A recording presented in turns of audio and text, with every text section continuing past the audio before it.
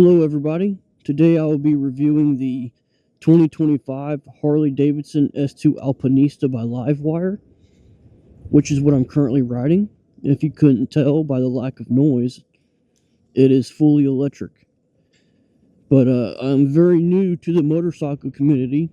I just completed the MSF course at Harley Davidson the end of October, and today is November 6th, so going on a few weeks now. And I got this motorcycle a few days after I completed the course. But highly recommend the course. Great class, great instructors. We had a small class of 3. It was me, one older gentleman, and then Trevor. It was actually Trevor's second time coming through the class and ended up getting a perfect score this time, so good for him. But funny story about Trevor is I kind of pride myself in showing up to places very early, bringing the right equipment if needed. And showing up early, check. Bringing the right equipment, I did not. I brought normal tennis shoes.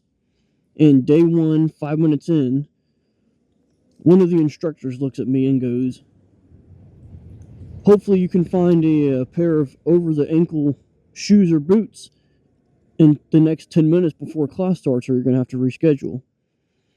And Trevor looks at me and asks what size shoe I wear. And of course, me being the most average man in the United States, I wear a 9.5.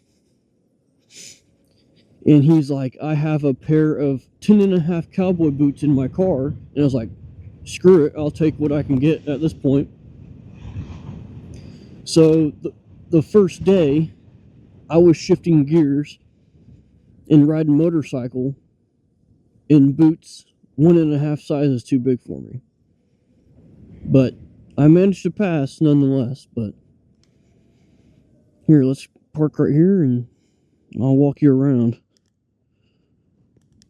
It's very windy today, so hopefully this mic that I got holds up.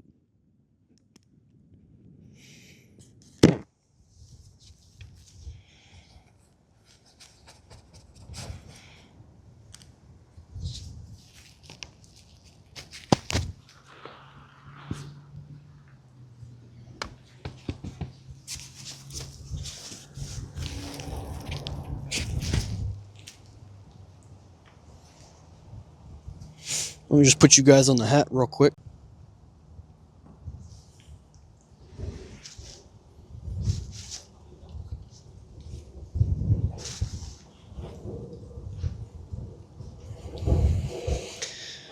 Well, here she is. This is the Asphalt Black. They have a silver one that I was going to get because it matches my Tesla. I have a 2026 Model Y Juniper Launch Edition, so I'm very familiar with electric vehicles.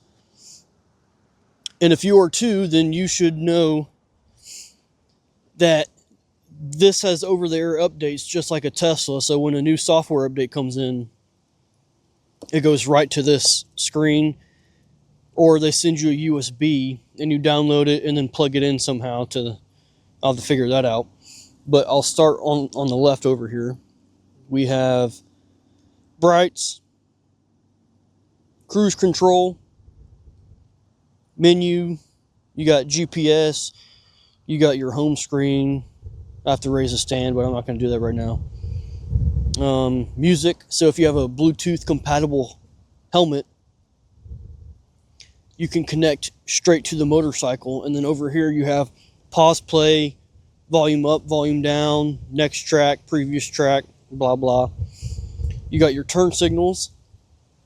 They're actually auto off, so when you turn, it automatically shuts off, or you can shut it off by clicking it once or clicking it again in the same direction. Got your horn. You have your different modes, mode button right here. You have road mode, which is what I'm in now, sport, rain, eco, back to road, caution. You have your throttle here. Obviously no clutch or gear shifter because you just throttle and go.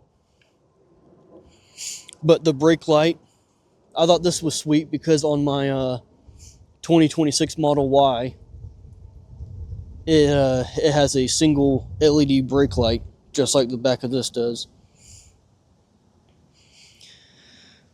But oh, you got voice to talk to. But anyways, back to the throttle. What's cool about this is it's very much like Tesla, in where I rarely have to brake on this bike, because if you go, one of the latest updates was it has reverse, so you can reverse in it, and it has regen braking. So while you're going, you go forward and it brakes and it regens back to the battery. So that's very cool. I barely have to use the brakes on this bike at all. The regen braking is awesome. But that's a quick review of the bike. When I saw they came out, I was interested in them, but I YouTubed it and I didn't see very many reviews, so I thought I'd do my own. So hopefully this is very informational to you guys, and if you're looking to get one, highly recommend it. Thank you.